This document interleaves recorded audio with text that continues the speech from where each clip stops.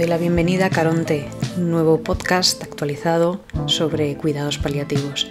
Espero que toda la información que encuentres aquí te sea de utilidad. Vamos con el episodio de hoy.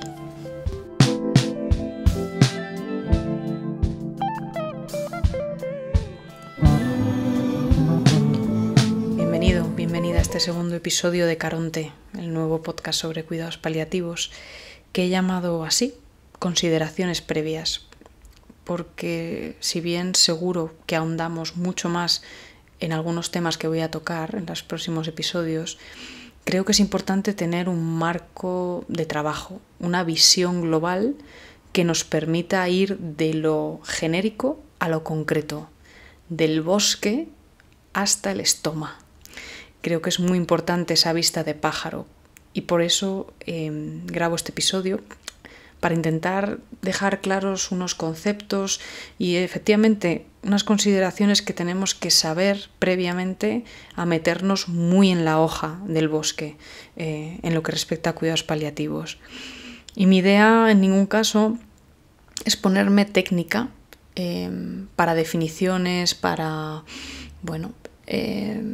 libros, revistas, pues están ahí, se pueden consultar, se pueden leer. Y mi idea es hablar de estos temas complejos en palabras sencillas. Y empezaré por lo que son los cuidados paliativos, sin usar ninguna definición de ningún organismo ni ninguna entidad.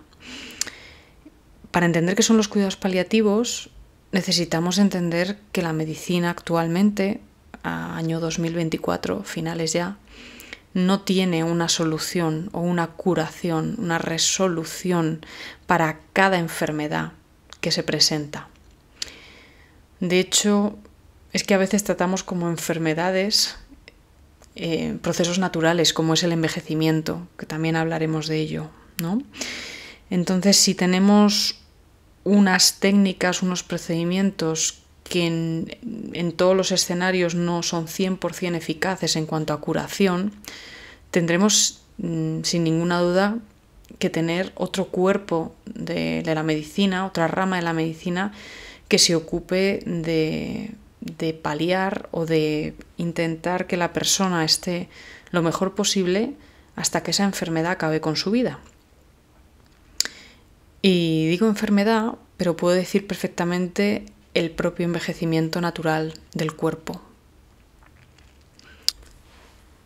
Entonces podríamos decir que los cuidados paliativos es esa rama de la medicina que se ocupa de cuidar holísticamente, es decir, todas las esferas de la persona enferma que no va a poder alcanzar una curación completa de la enfermedad que ha sido diagnosticada.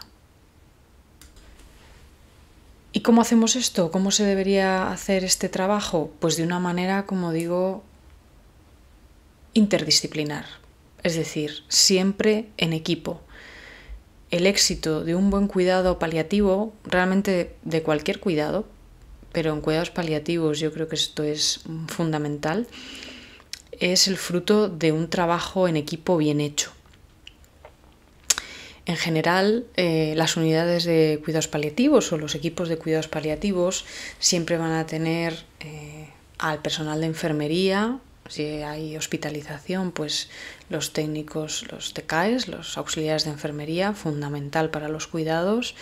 Siempre debería haber un apoyo psicológico, obviamente el médico también, para todo el control sintomático. En cuanto a síntomas físicos, obviamente. También tenemos que tener el apoyo de un trabajador social, de un agente espiritual, un agente de la pastoral y también de un fisioterapeuta especializado en cuidados paliativos. ¿Y por qué estoy diciendo constantemente debería? Pues porque los equipos, desgraciadamente, no son completos, sobre todo fuera del ámbito hospitalario. Por defecto yo tenderé a hablar más, aunque exploraremos todos los niveles asistenciales, tenderé a hablar más de unidades de cuidados paliativos, que ya definiremos en breve lo que es. Pero esto es una realidad. En España, la cobertura que reciben los pacientes que necesitan cuidados paliativos en general es pobre. Se dice a día de hoy que solo 1 de cada 2 personas acceden a cuidados paliativos de calidad que necesitan. En la Comunidad de Madrid, que es desde donde yo grabo este podcast, nuestra situación es muy privilegiada y realmente la cobertura es mucho más amplia, tenemos equipos la mayor parte completos, pero aún así sigue haciendo mucha falta. Hay escasez de recursos en este campo también. En la unidad de cuidados paliativos donde yo trabajo, en el Hospital Beata María Ana de Jesús, tenemos la suerte de contar con todas las categorías profesionales, con representación de todas y cada una de ellas, muchas de ellas en expansión, en mejoría. Y además, en nuestro caso, al ser un servicio de hospitalización, contamos con la ayuda inestimable de un voluntariado que es maravilloso, que cada vez está más profesionalizado y que tiene unas ganas tremendas de sumarse a cualquier iniciativa que conlleve aprender herramientas para estar con los que mueren, con los que sufren, con esas familias que necesitan también nuestro apoyo. Y eso es un plus en nuestro caso. Y otro aspecto que nos caracteriza con respecto a otro tipo de cuidados en medicina y enfermería es que no solo nos ocupamos de la persona que sufre, que tiene esa enfermedad incurable a día de hoy, sino que nos ocupamos con mucho ahínco también de su entorno cuidador. No me gusta hablar simplemente de familiares porque hay personas que no son familia de sangre y que realmente se comportan mucho mejor que algunas familias que sí son de sangre. Por eso nos gusta hablar, o a mí me gusta hablar, del entorno cuidador, de los cuidadores de esa persona, que también están en un proceso complicado, que en algunas ocasiones nunca se han enfrentado con la muerte, con la decadencia, con el envejecimiento, y que hay que también apoyarles desde todos sus puntos de vista, desde el punto de vista de la información de los síntomas, de la evolución de las enfermedades, de los cuidados, por qué se hacen determinados cuidados de enfermería y de TKEs. Por supuesto, apoyarles emocionalmente para poder acompañar mejor y para prepararse a lo que viene, que es la pérdida. Contactar con los servicios sociales por lo que necesiten, cualquier trámite que necesiten hacer. O sea que al final podemos decir que nuestro trabajo es doble, pero no porque sea el doble de esfuerzo, sino es el doble de enriquecedor, porque al conocer también al entorno de la persona, también conocemos mucho de la persona, ¿no? De la persona que rodea, las personas que rodean a esa persona que sufre y que está en proceso de estar cada vez más débil, más afectado por la enfermedad que sufre, nos da muchísima información de la persona que es el objeto de nuestra atención, que es la persona con la enfermedad. Pues una vez que hemos repasado qué son los cuidados paliativos, quién hace posible que esos cuidados paliativos se efectúen, creo que es importante hablar del modelo. Vivimos en una sociedad, y desde hace ya unas cuantas décadas, un modelo hospitalista en el que realmente la atención sanitaria está centrada en la resolución, como he dicho, y en la curación de enfermedades. Resolución de problemas, resolución de enfermedades, y todo a través, casi siempre, cuando son graves, evidentemente, a través de un ingreso hospitalario. Y esto está bien, porque evidentemente si yo mañana tengo una apendicitis, querré que me ingresen, que me diagnostiquen primero, que me ingresen y que me operen de una forma competente, eficaz, y que yo no me muera perforada, ¿no?, por una apendicitis en noviembre de 2024.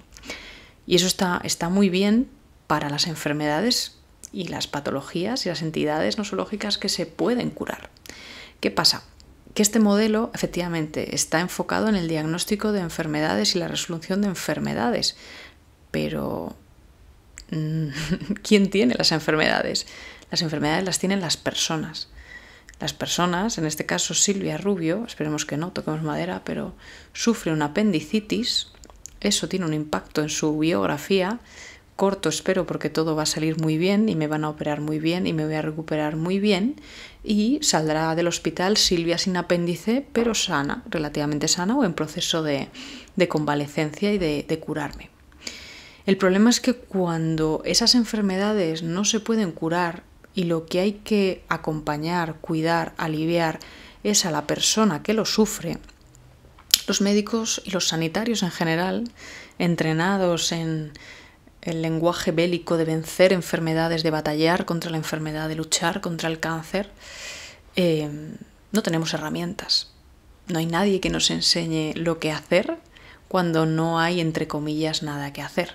Que tampoco me gusta mucho esa expresión porque trabajando en cuidados paliativos te das cuenta que cuando no hay nada que hacer para curar la enfermedad, queda todo por hacer. Queda el resto de cosas por hacer que no se han hecho en el transcurso de toda una vida. Pero eso es una conversación que tendremos más adelante, muy profunda y de mucho calado. Pero mi punto es este. Tenemos estructuras hospitalarias, la mayor parte, ¿no? Para la enfermedad grave, que se basan en curar enfermedades y dar altas. Diagnosticamos, curamos y te vas a tu casa en la convalecencia. Y está fenomenal, como digo, para las enfermedades que se pueden curar. Pero cuando esas enfermedades no se pueden curar, llámese enfermedad oncológica avanzada, un cáncer que ya está extendido por el resto del cuerpo, o bien una situación que cada vez nos encontramos más frecuentemente, no solo octogenarios, nonagenarios y centenarios con órganos de su misma edad, obviamente, a no ser que hayan tenido un trasplante, pero de su misma edad habitualmente. ¿Qué quiere decir? Que esos órganos van a ir fracasando poco a poco y van a sufrir pues agudizaciones, problemas agudos dentro de su mal funcionamiento crónico, no provocado por ninguna enfermedad, sino provocado por, algunos lo llaman enfermedad, que es el envejecimiento. Y nosotros los médicos, en paliativos, lo llamamos insuficiencia de órgano, y cuando ese órgano está ya muy malito y funciona muy mal, insuficiencia de órgano terminal. Y hay insuficiencias de órgano, pues como tantos órganos tenemos, típica la insuficiencia cardíaca, la insuficiencia renal, a veces la insuficiencia hepática, problemas pulmonares crónicos, insuficiencias cerebrales, que no se llaman así, se llaman demencias, cada vez más y más prevalentes. Y esas personas acaban en las urgencias de hospitales de tercer nivel y acaban hospitalizadas en estructuras que son hospitales de tercer nivel encaminadas y dirigidas y estructuradas y organizadas por personal que lo único que trata es de curar enfermedades. Entonces, evidentemente, el problema está absolutamente servido, ¿no creéis?, con este panorama. Y yo, aparte de paliativista, soy internista de formación, no sé si lo dije en el primer episodio, y me dediqué unos años a hacer esto. Hacer esto en el sentido de intentar sacar a la persona de ese momento agudo, de esa agudización, y mandarla a su casa. Pero siempre teniendo desde muy pequeñita en cuenta el bosque, en que esa enfermedad era incurable y que realmente lo que estaba yo poniendo era un parche. Y si a la gente no le informabas, a su entorno cuidador, de que eso realmente era un parche y que esa señora de 85 años con una insuficiencia cardíaca no es que se le llenen los pulmones de agua, le ponga un poquito de diurético y se vaya a su casa, sino que cada vez que pasa eso está impactando en su supervivencia y, más importante aún, en su calidad de vida. Pero entonces funcionamos así. La enfermedad crónica, sobre todo la enfermedad crónica no oncológica, se parchea.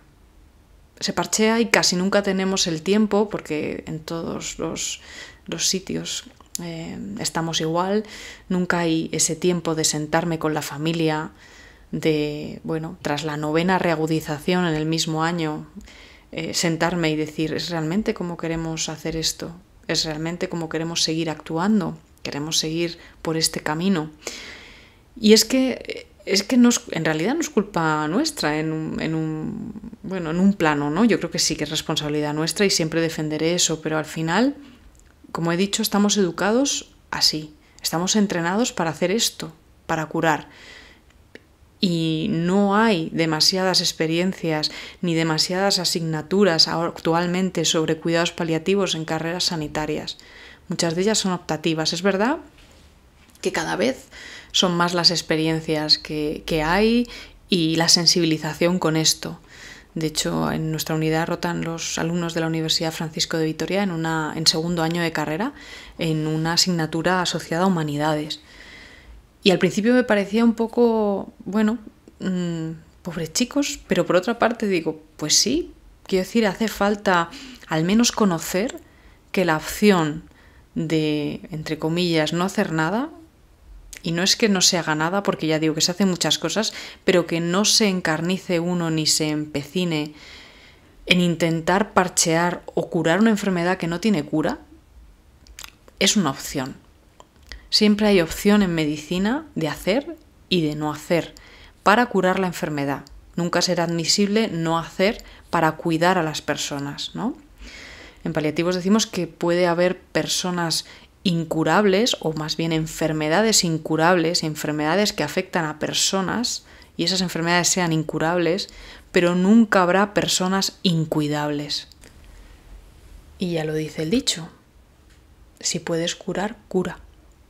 Si no puedes curar, alivia. Si no puedes aliviar, acompaña. Y ese debería ser nuestro moto, nuestro mantra como sanitarios, teniendo siempre en cuenta que hay enfermedades y situaciones que no vamos a poder arreglar, que no vamos a poder curar. Entonces ese debería ser nuestro mantra desde la facultad.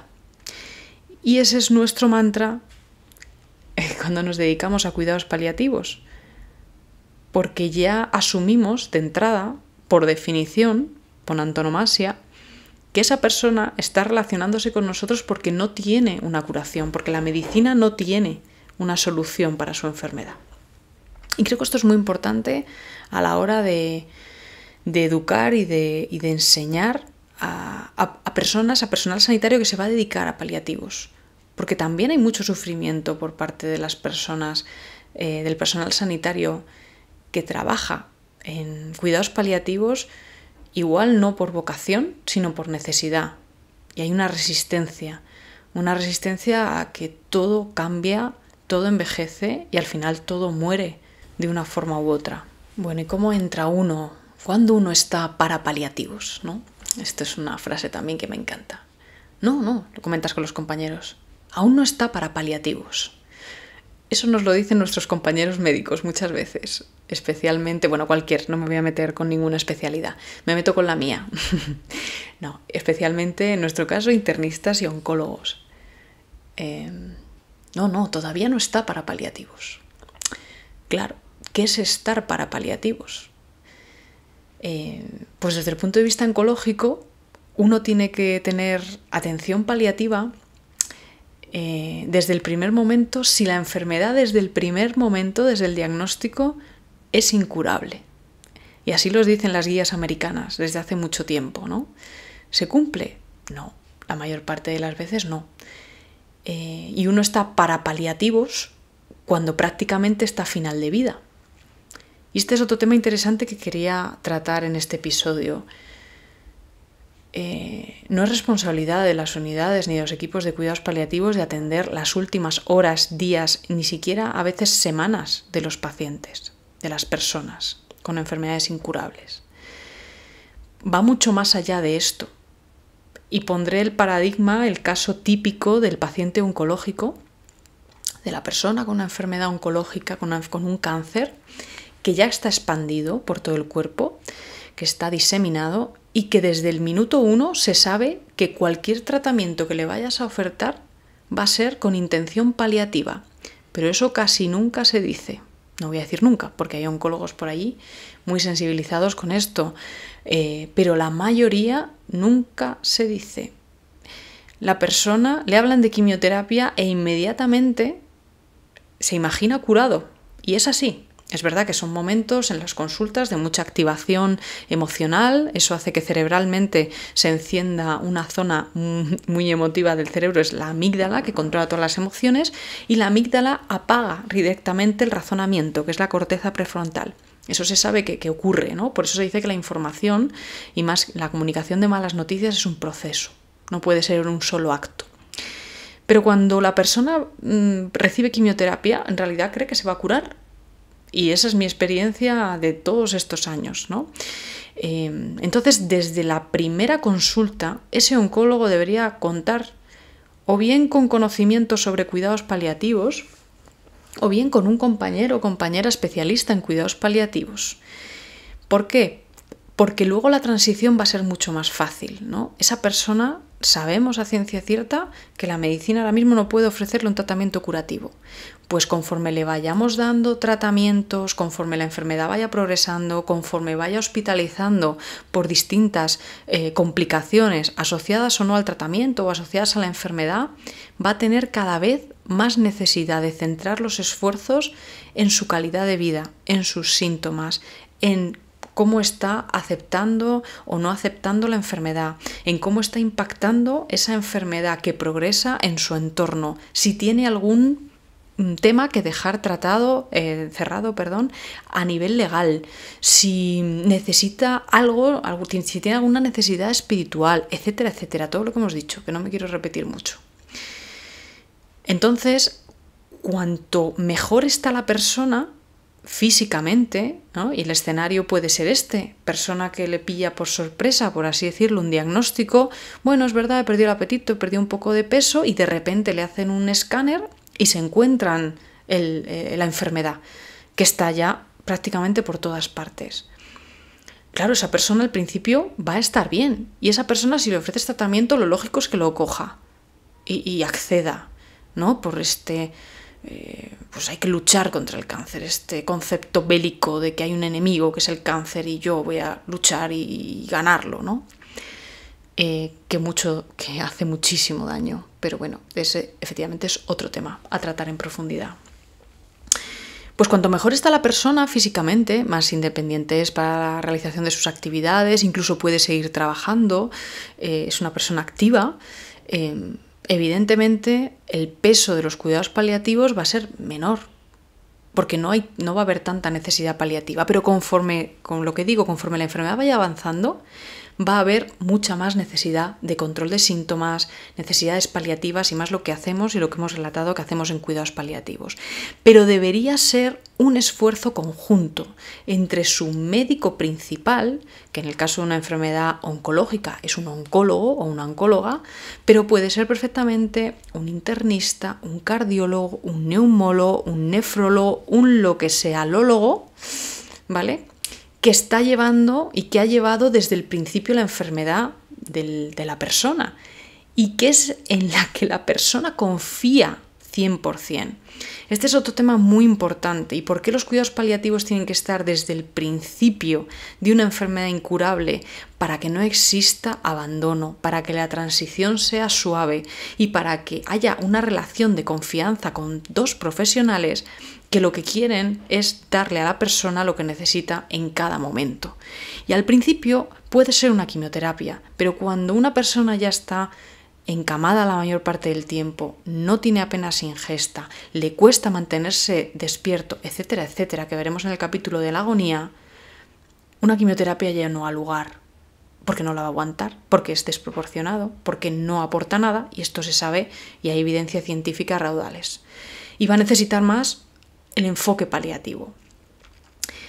Y no es baladí lo que digo sobre el abandono. Muchas veces se ve como una solución de continuidad. Aquí acaba el oncólogo y aquí empieza el paliativista. No. Lo suyo, lo ideal y lo mejor para la persona que nos preocupa y que hemos llevado durante X tiempo es hacer una transición suave, ir explicándole las cosas, ir trabajando determinados asuntos, ir haciendo una planificación anticipada de decisiones donde la persona realmente pueda libremente elegir cómo quiere que sea su proceso en la medida de lo que sea posible, evidentemente, y en la medida de las posibilidades de cada ámbito, ¿no? En este caso de la geografía española. Y me gustaría decir también desde aquí que los paliativistas no somos pesimistas, no somos derrotistas. De hecho, somos profundamente vitalistas. Los cuidados paliativos no tratan de alargar ni acortar ningún tipo de proceso. Los cuidados paliativos, los paliativistas, lo que intentamos es ser responsables con la información que tenemos, clínica, hacernos cargo de que esa situación no tiene una solución y que por muy bien que yo me sienta poniéndole un suero a un paciente que no come y que no come por la enfermedad que tiene, eso no va a impactar en nada en su calidad de vida, ni le va a aportar absolutamente nada.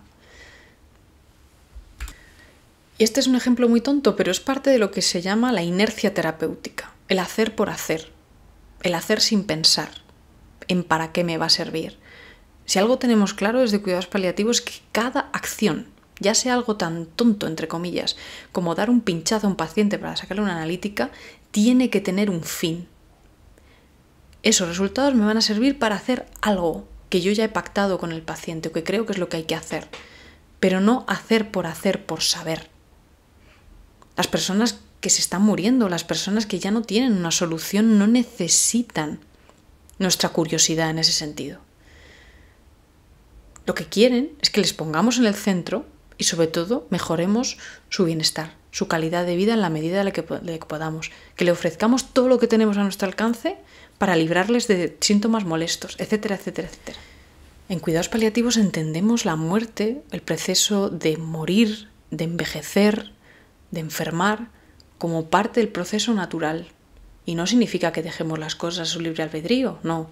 Cuando llegan a nosotros, ha caído todo el peso de la medicina, varias veces sobre ellos, muchas veces encarnizándose y cayendo en esta inercia terapéutica y el encarnizamiento terapéutico, por esta ausencia de habilidad de saber cuándo parar, que no nos han enseñado a los sanitarios en general.